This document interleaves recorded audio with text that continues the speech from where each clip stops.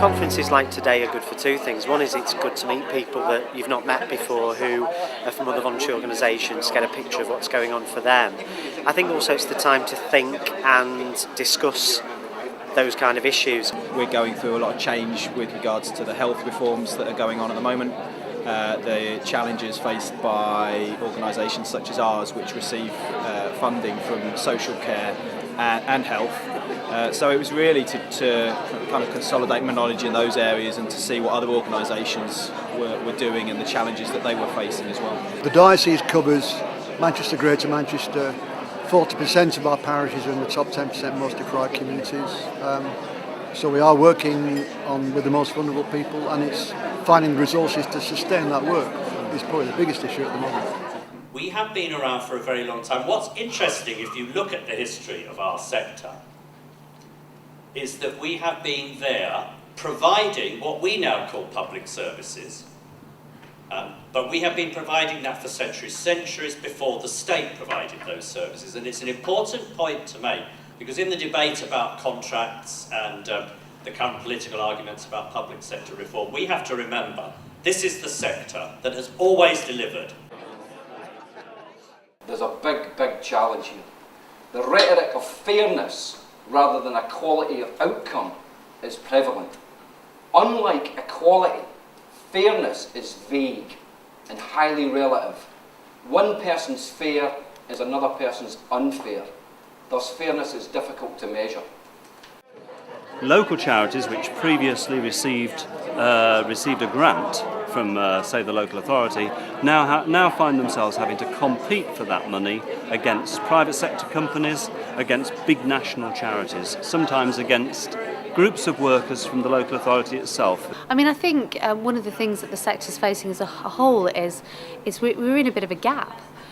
Clearly, the old world is ended. The ways that charities could have identified funding, their sustainability strategies have changed.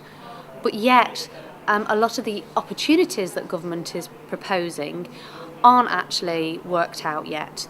There's no clear steer for a lot of the organisations who are delivering services on the ground. The third sector is facing enormous cuts. At the moment, it means that we're always in a bit of a panic. We don't really know what's happening. We have to make sure that we work in partnership to support each other, to bring up the quality and make sure that the quality is there. I suppose as we move forward, it is how we do more for less, I suppose, is the obvious one. I think also how we rationalise the number of providers in the sector. I think in Manchester personally, there is a huge number of providers, probably too many, some would say. So I think how we can build partnerships and consortia, how we can work better together, sharing resources, stuff like that. I think the sector needs to face the challenges by fighting back. I think it needs to speak up and it needs to speak out. I think it needs to stop muttering to itself about how cross it is about some of the policies that are being implemented by this government, and I think it needs to write to ministers and MPs and tell them directly what's going wrong. If they're faced with the prospect of bidding for a contract that is too big for them, beyond their capacity, they've got to talk to other charities and other social enterprises in their area, their county or their city, and form some kind of partnership, some kind of consortium collective, so that together they can bid for the contract. We need to influence some of our key funders, from the big lottery to the local authorities to central government, about how they can help sustain what is good that's out there. We have to accept, I think, in the current financial climate, not everybody can survive. So what we really need to do is work together on making sure the really good things stay there, and those things that we need to be able to deliver for our communities. We need to continue to lobby the government very hard so that they recognise the pressures that both communities will face in trying to deliver their agenda, and also the pressures that the sector will face in supporting them during that process. We need to look at commissioning really seriously, root and branch reappraisal of commissioning. We need a much, I would sort of think, more vibrant procurement model that really recognises the value of local. We need to look at social investment. You probably know that the Big Society Bank, as initially envisaged, was something that Labour was developing. And we're still going to argue for that, but we're going to be a bit more precise, and that's what the next 3 months is all about. What sort of things, what sort of financing systems would you need to be in place to encourage you to become a mutual or employee-owned company?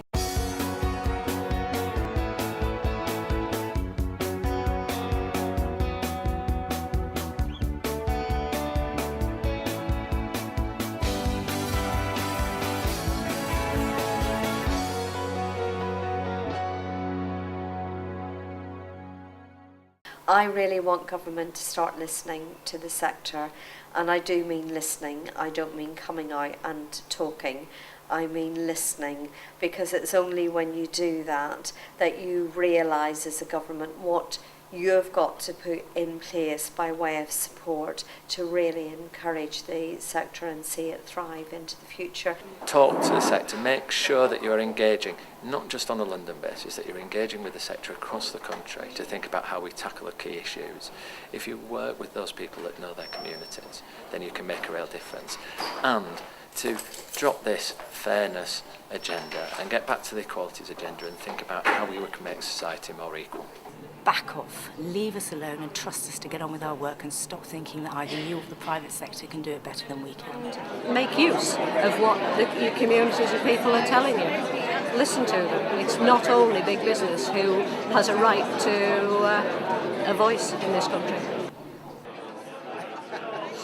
I think it's just great to meet other people from the voluntary sector, to talk to them and find out what challenges they're facing, and how stealing ideas, really, sharing and stealing ideas, and looking at ways that we can work with other organisations to secure our future and other voluntary sector organisations' future. I think finding people who are surviving against the odds, creative ways of getting through, particularly in some of the very kind of deprived communities. Some interesting comparisons and similarities between rural and urban issues, and some positive, some good learning which will take us forward. To hear that Deborah Alcott say it as it is, yeah. I've been trying to say that for years, and when I say it, I get people upset, but when she said it, she get a round of applause. No, she said it like it was, and I think that was gorgeous, because all we need is access to the resources that are out there. The last thing we need is another group being set up, giving them £15 million to come and tell us that we need to get organised. We're one of the most organised kind of like network going. Today I'm getting a lot out of meeting new people, as I always do at these types of events, actually talking to people about the issues affecting us as an organisation, and also engaging with some of the people working on around current initiatives. Obviously, transforming local infrastructure is very big at the moment. We want to ensure that every infrastructure organisation considers the needs of lesbian, gay, bisexual and trans communities, and being here gives us an opportunity to do that, so that's really valuable.